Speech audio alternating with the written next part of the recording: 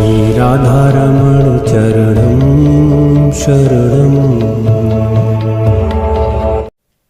ध्यान से 2-3 बातें सुननी है। अगर ये बात आप ठीक से सुन ले गए तो फिर आपको कष्ट होने की संभावनाएं भी बहुत कम हो जाती हैं, ख़त्म भी हो जाती हैं। कोई भी कष्ट बाहर से नहीं आता, इसको ध्यान रखना है। अपने अंदर से आता है, अपना ही होता है बोया हुआ, और अपना ही हम काटते रहते हैं, दोष दूसरों पे देते रहते हैं। तो सबसे पहले समझ लेना है कि आज आपने जो संकल्प करके बैठे हैं मेरे समक्ष, आपने एक दिवसीय अनुष्ठान किया है, वनडे किया है, तो एक विराट ऊर्जा का भंडार आप सबके पास है, आपके परिवार के सदस्यों के पास है, बराबर बराबर है, किसी में कम ज़्यादा नहीं। और यह इतनी विराट ऊर्जा है, लाखों बार आप संकल्प करेंगे तब भी समाप्त नहीं होगी। जब भी आप संकल्प करते हैं, आपकी ऊर्जा, अर्जित की हुई पुण्य, उनमें से कुछ खर्च होते हैं और आपके संकल्प, आपकी प्रार्थना, आपकी मनोकामनाएं पूर्ण होती हैं। यही नियम है सृष्टि का।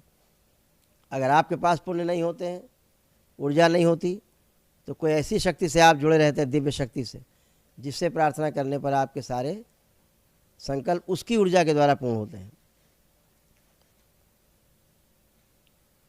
लेकिन ऊर्जा होना आवश्यक है। ये ऊर्जा बजाय घटने के बढ़ती जाएगी।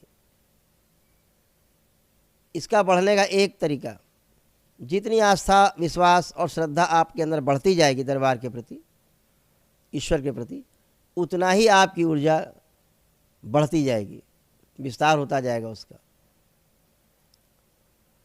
दूसरी बात ये समझ लेनी है कि जो भी आप यहाँ स्वस्थ होकर बैठे हैं या आपके परिवार के सदस्य बैठे हैं पीछे, ये जो स्वस्थ होकर बैठे हैं, ये आप अपनी ही प्रार्थना और संकल्प के कारण आप बैठे हैं।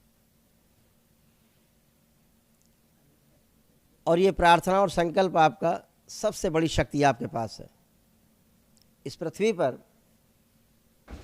मानव जाति के पास अगर कोई सबसे बड़ी शक्ति है तो वो आपकी स्वयं की प्रार्थना की शक्ति, आपके संकल्प की शक्ति। यह पूरी सृष्टि संकल्प के आधार पर इसकी रचना है, इच्छा के आधार पर चलती है। यह जो प्रार्थना संकल्प हैं, जितने भी इस पृथ्वी पर, जितनी भी पृथ्वियाँ हैं इस ब्रह्मांड में, उसके ही बाहर, सभी वहाँ की प्रार्थना और संकल्प से ही चलती हैं। कोई भी मजहब हो, संप्रदाय हो, पंथ हो, कबीले हों, चाहे सनातन धर्म ही क्यों ना हो, सब में पूजा को, संकल्प को सबसे बड़ा महत्व दिया गया है। सुबह शाम पूजा का महत्व है, कहीं कहीं तो 4-4, 5-5 बार पूजा का महत्व है। सुबह से लेकर रात तक करते हैं, आराधना, पूजा, प्रार्थना करते हैं। तो ये व्यर्थ में नहीं होती, आप करते हैं, उसका फल आपको प्राप्त होता है, बशर्ते आप किसी अच्छी एनर्जी से जुड़े हों तो। अन्यथा आप इधर बनाते रहते हैं, पीछे वाले खाते रहते हैं, आपको पता ही नहीं है। खा के मजबूत और तगड़े होते रहते, फिर आप ही को तंग करते रहते हैं। अब आपके पास जो विराट ऊर्जा है, दरबार की सुरक्षा है, सारे कवच हैं आपके चारों ओर, आपकी इस ऊर्जा को कोई दुरुपयोग नहीं कर सकता, खा नहीं सकता, छीन नहीं सकता, सदैव आपके पास है। तो प्रार्थना संकल्प नियमित करें, शामिल करें अपने नियम में और आनंद में जिएं। यही एक तरीका है। दूसरा, जब भी प्रार्थना संकल्प आप करते हैं, अपने लिए तो करते ही हैं आप, परिवार के सदस्य के लिए भी करते हैं। कोई कोई परिवार के सदस्य नहीं करते हैं प्रार्थना, आप करते हैं। कोई करना नहीं चाहता या कर नहीं पा रहा तो आप ही करते हैं। छोटे बच्चे हैं या बहुत बुजुर्ग हैं या गंभीर बीमारी से ग्रस्त हैं तो आप करते हैं। तो ये ध्यान रहे, नियम यही है कि जिसकी भी आप प्रार्थना संकल्प करते हैं स्वस्थ होने के लिए, उसके रोग और कष्ट उस प्रार्थना से संबंधित आपके अंदर खिंच के आ जाते हैं। उसके द्वारा नष्ट होने का कोई उपाय नहीं, आपके द्वारा ही नष्ट होंगे।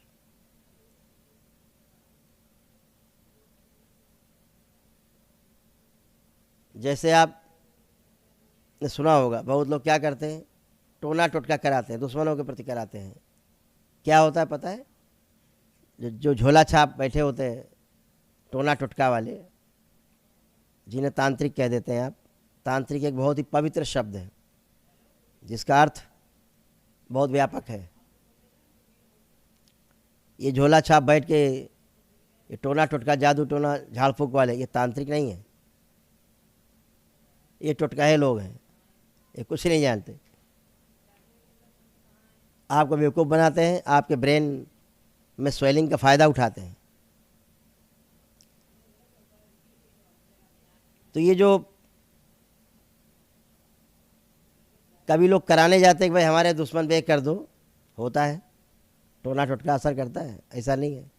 खराब करने में असर करता है आपको, या किसी को भी खराब करने में असर करेगा। आप सोचो टोना टोटका से, जादू टोना से और झाड़ फूक से आप ठीक हो जाएंगे।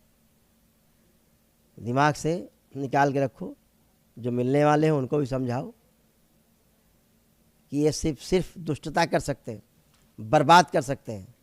10-5 हज़ार रुपये में लोगों को बर्बाद कर सकते हैं। बर्बाद करना बहुत आसान है, किसी को उठा के जहर डाल दो, खाने मर जाएगा। लेकिन मर रहा हो जहर खा करके, उसको बचाना बहुत कठिन है। ये तंत्र ही कर सकता है बचाने का काम। ये मारने का, कूटने का काम, नुकसान पहुंचाने का काम टोना टोटका, जादू टोना, झाड़ फूक वाले हैं। समस्या को बढ़ा देने का काम इनका है। तो आप कोई भी जादू टोना टोटका इनसे कराते हैं तो सबसे पहले वो गंदगी जहाँ जाने के लिए तैयार है, जिसके ऊपर आप करा रहे हैं, पता क्या होता है? सबसे पहले उस तांत्रिक के द्वारा, जो जिसको आप तांत्रिक कहते हो, ओझा को, उसके द्वारा आप में जाती है। पहले आपके द्वारा उसको पहचानती है, ओझा उसको नहीं जानता है। आपके द्वारा उसको पहचानती है, फिर आपके द्वारा फायर होता, उसमें जाती है। तो पहले किस में फायर हुआ? आप में हुआ। पहली गंदगी आप में घुसी, फिर जाएगी आपके दुश्मन में। तो दुश्मन तो मर ही रहा है, थोड़ा दूर गया है, जा करके प्रहार हुआ है, उसको ज़्यादा तेज लगेगा। आप वहीं बैठे हो सामने, कम आपको प्रहार लगेगा, लेकिन लगेगा दोनों में। और धीरे धीरे वो भी नष्ट होगा और आप भी नष्ट होंगे भोग के द्वारा। आपका भोग बन गया। ऐसे ही संकल्प करते हैं किसी का भी, उसके रोग कष्ट आप में खींचते हैं। अभी उल्टी प्रक्रिया है, आप में खींचे, आपके द्वारा नष्ट होते। लेकिन कब? जब आप संकल्प करेंगे तब। क्या संकल्प करना? आखिरी में एक वाक्य बोलना है। सारे संकल्प के बाद एक वाक्य बोलना है, बाबा हमने जो भी प्रार्थना संकल्प किए अपने परिवार के फला सदस्य के लिए किए, उसके जो भी रोग कष्ट मुझ में आ गए खींच के, कृपा करके उनकी स्मृति भी नष्ट कर दी जाए। जैसे ही आप एक वाक्य बोलते हैं, उनसे भी नष्ट हो जाता है और आप बिल्कुल अच्छे। जिसके खींच के आए रोग वो भी अच्छा, आप भी अच्छे। अन्यथा उसके रोग कष्ट खींच के आप में आ जाते हैं, आपको कष्ट होने लगते हैं, पीछे उसे जुड़े रहते हैं, जिसके खींच के आए उसको भी कष्ट होते रहते हैं। तो ये ध्यान रखना, इस संकल्प में इसको भूलना नहीं है, इस बात का विशेष ध्यान रखें। दूसरी बात, अभी आपके घरों को स्वच्छ किया गया, सारी चल अचल संपत्ति स्वच्छ की गई, लेकिन एक बात का ध्यान रहे, दरबार से एक किट जरूर ले जाना सिद्ध हवन की, और उस किट को अपने घर पर जरूर करना। घर में ना कर पाना तो यहीं कर लेना। केवल एक संकल्प लेना है लेकिन उस सिद्ध हवन का, कि बाबा अपनी सारी संपत्तियों के नाम लेना। यहाँ या मेरी ये संपत्ति चाहे किराए की हो चाहे स्वयं की हो, खेत हो चाहे मकान हो, कि बाबा यहाँ ये संपत्ति है, जितनी भी हमारी चल अचल संपत्तियाँ ये हैं, सबके नाम लेकर के जितने भी इसमें दोष हैं, ज़मीनों में गंदगी है, इसी हवन में नष्ट कर दी जाए। सब उसी में सदा सदा के लिए ज़मीनों के अंदर गंदगी नष्ट हो जाती है। इसका भी सिद्धांत समझ लीजिए। कोई भी आप ज़मीन जायदाद लेते हैं,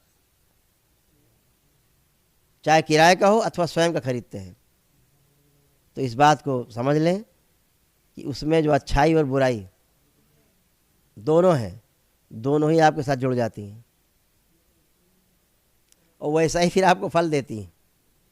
आपने सुना होगा लोगों को कहते हुए कि जब से ही मकान लिया तब से बर्बाद हो गए, वो वाली ज़मीन जब से ली तब से बर्बाद हो गए। सही है, ऐसे ही होता है।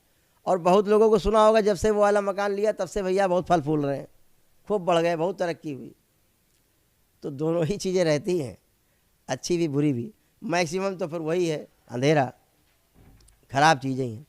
तो आप जब आप संकल्प करते हो, उसके लिए हवन कर देते हो छोटा सा, तो जो गंदगी है वो नष्ट हो जाती है, अच्छी आपके साथ बनी रहती हैं चीज़ें, अच्छी ऊर्जा बनी रहती है, खराब नष्ट हो जाती है और आपसे गंदगी दूर हो जाती है। और ये भी ध्यान रखें, भविष्य में जब भी कोई ज़मीन जायदाद लें, भी कभी भविष्य में खरीदें चाहे किराए पे लें, तो दरबार से एक सिद्ध हवन मंगा के ज़रूर कर दें, संकल्प करके कि बाबा जो हमने लिया है, यहाँ जो भी गंदगी है, जो भी दोष है ज़मीन के, नष्ट कर दिए जाए, वो नष्ट हो जाएंगे और आपको प्रभावित नहीं करेंगे। अन्यथा वो आपके डीएनए ऊर्जा पर से जुड़ जाएंगे। क्यों? क्योंकि आपका भाव जुड़ गया, वहाँ अटैचमेंट हो गया। अब आपके डीएनए से जुड़ गया, फिर आपको उस पर अच्छाई बुराई जो वहाँ है वो आपको हिट करेगी। तो इस बात का विशेष आप ध्यान रखें। जैसे आपने मान लीजिए ले लिया, खरीद लिया या किराए पे ले लिया, नहीं कर पा रहे हैं हवन, तो संकल्प कर लीजिए तुरंत कि बाबा यहाँ पर हम एक हवन करना चाह रहे हैं, करेंगे, जैसे दरबार पहुँचेंगे लेकर के करेंगे, तब तक के लिए ये सब गंदगी रोक के रखी जाए, हमें टच ना करें। वो संकल्प हो गया तुरंत आपका। संकल्प बहुत तेज काम करता है, इस बात का विशेष ध्यान रखें। और जब भी समय लगे 2 4 5 10 दिन 15 दिन, जल्दी जल्दी उसको करके ख़त्म कर देना।